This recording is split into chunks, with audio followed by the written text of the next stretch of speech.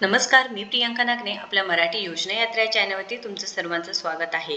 महाराष्ट्र सरकारने नवीन एक योजना आखली आहे, ज्यामध्ये निराधारांना 5,000 रुपयेचं मानधन मिळणार आहे. पण यामध्ये कोणते निराधार पात्र असणार आहे, त्यानंतर इथे अर्ज कसं करावे लागणार आहे, ही संपूर्ण सविस्तर माहिती आपण या व्हिडिओच्या माध्यमातून पाहणार आहोत. त्यामुळे शेवटपर्यंत व्हिडिओ नक्कीच बघायचा आहे. महाराष्ट्र सरकार नेहमीच निराधारांसाठी उभे असतात व त्यांच्यासाठी नेहमीच प्रयत्न करत असतात की निराधारांना मदत मिळावी. आता यासाठी जे वृद्ध साहित्यिक आहे, कलाकार, त्यांच्यासाठी ही योजना असणार आहे. या योजनेचं नाव काय आहे? तुम्हाला अर्ज 31 जुलैपर्यंत करायचा आहे. 31 जुलै ही शेवटची तारीख असणार आहे. यासाठी GR काय आहे, त्यानंतर मानधन 5,000 रुपयाचं तुम्हाला मिळणार आहे. तर ते कशा पद्धतीने मिळणार आहे, ही संपूर्ण माहिती आपण पाहून घेऊया. पण त्याआधी तुम्ही जर आपल्या चॅनलवरती नवीन असाल किंवा अजूनही आपल्या चॅनलला सबस्क्राईब केलं नसेल, तर नक्कीच आपल्या चॅनलला सबस्क्राईब करून घ्यायचं आहे. तरी ते माहिती आहे, महाराष्ट्र राज्यातील वृत्त साहित्यिक व कलावंत यांना मानधन योजना आखली आहे. याबद्दल तो GR आहे, तुम्ही पाहू शकता. योजनेचं नाव आहे राजश्री शाहू महाराज ज्येष्ठ साहित्यिक व कलाकार मानधन सन्मान योजना असणार आहे. जे कलाकार व साहित्यिक आहे यांच्यासाठी ही योजना आहे. तर कलाकार कोणते? जे कलाकार 15 वर्षांपेक्षा जास्त काळ प्रयोगात्मक कलेच्या क्षेत्रात म्हणजेच परफॉर्मिंग आर्ट सादरीकरण करणारे, केवळ संबंधित कलेवरच गुजारत असणारे कलाकार या योजनेसाठी पात्र असतील. म्हणजे तुमचं जर गुजारा पूर्णपणे कलाकार तुम्ही या पद्धतीने काम करत असाल, तर तुम्हाला इथे या योजनेचा लाभ मिळणार आहे.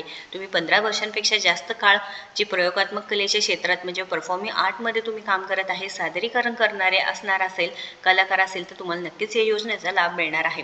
साहित्यिक, जे साहित्यिक 15 वर्षांपेक्षा जास्त काळ साहित्य क्षेत्रात लेखन करणारे, केवळ त्यावरच गुजारण असणारे साहित्यिक, कला क्षेत्राशी निगडीत लेखन समीक्षा करत अशा साहित्यिकांचे या योजनेसाठी पात्र असतील.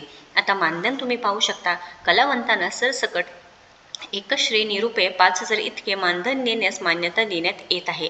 सदर मानधन लाभार्थ्यास स्थायिक मिळेल, त्यासाठी पुन्हा प्रत्येक वर्षी नव्याने जिल्हास्तरीय समितीस कोणतीही कागदपत्रे सादर करण्याची आवश्यकता नाही. फक्त प्रतिवर्षी हयातीचा दाखला सादर करणे बंधनकारक राहील.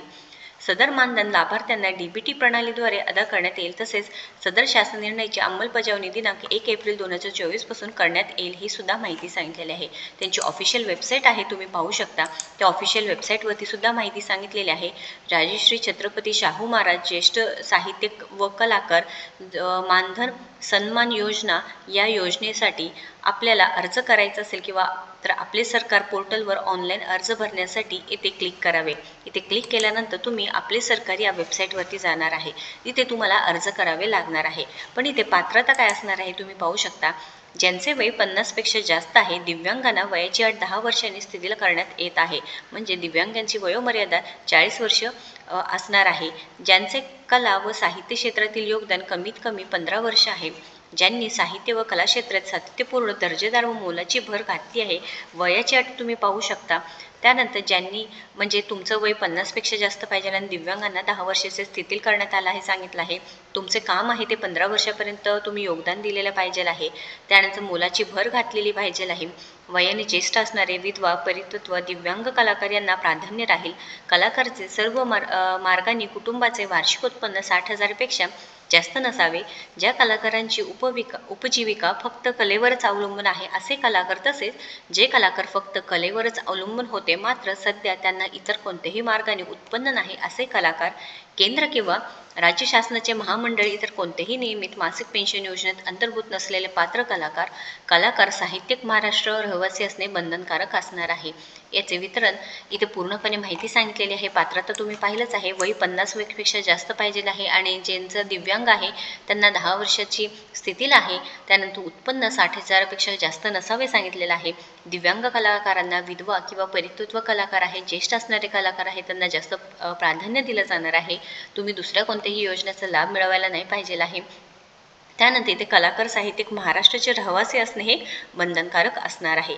निधी तुम्ही पाहू शकता. प्रत्येक जिल्ह्यासाठी तसेच संचालनालय प्रतिवर्षी प्रत्येक रुपये 1 लाख एवढा निधी जिल्हास्तरीय समितीच्या कामकाजासाठी वितरित करण्यात यावा, हे सुद्धा माहिती सांगितलेलं आहे.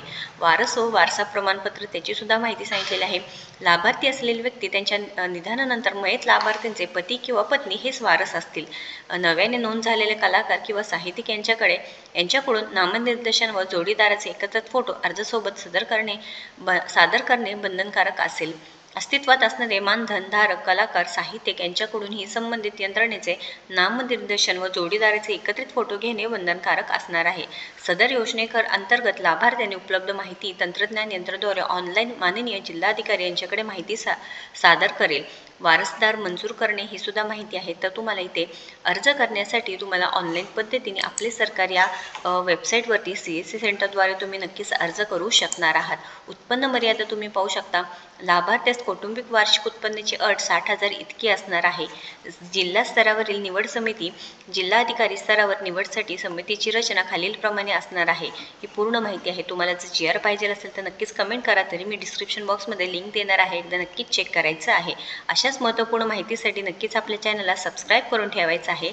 आता ऑनलाईन पद्धतीने अर्ज स्वीकारणे, त्यासाठी तुम्हाला अर्जासोबत खालील कागदपत्रे समावेश असणार आहे. म्हणजे वयाचा दाखला आहे, आधार कार्ड आहे, उत्पन्नाचा दाखला, रहिवासी दाखला, प्रतिज्ञापत्र, पती व पत्नीचे एकत्रित फोटो, लागू असल्यास बँक तपशील म्हणजेच बँक खाते क्रमांक, बँकचे IFSC कोड क्रमांक, अपंगत्व दाखला, राज्य केंद्र सरकारचे पुरस्कार प्रमाणपत्र, नामांकित संस्था व्यक्ती यांचे शिफारसपत्र लागू असल्यास आणि विविध पुरावे हे तुम्हाला त्यासोबत जोडावे लागणार आहे. अशा पद्धतीने तुम्ही नक्कीच इथे अर्ज करून या योजनेचा लाभ मिळवू शकता. तुम्हाला 5,000 रुपये मानधन मिळणार आहे. इथे पात्रता सांगितलेली आहे, अर्ज कसा करायचा हे सांगितलेलं आहे. ऑनलाईन पद्धतीने तुम्हाला अर्ज करायचा आहे. त्यानंतर इथे जे काही वारसदार असणार आहे त्यांची माहिती आहे. त्यानंतर जे कागदपत्र जोडायचे आहे ते संपूर्ण माहिती आहे. तर निराधार जे आहेत, ज्यांना आधार नाही कोणाचा, नक्कीच सरकार मदत करत आहे. तुम्ही लाभ घ्यायचा आहे. आणि या योजनेसंदर्भात काही प्रश्न असतील किंवा काही अडचण असेल तर नक्कीच कमेंट बॉक्समध्ये विचारा. आणि अशाच महत्त्वपूर्ण माहितीसाठी आपल्या चॅनलला सबस्क्राईब करा. या व्हिडिओला जास्तीत जास्त शेअर करा, जेणेकरून जे निराधार आहे, ज्यांना नक्कीच पैशाची गरज असणार आहे, त्यांच्यापर्यंत ही माहिती नक्कीच पोहोचायला पाहिजे आहे. धन्यवाद.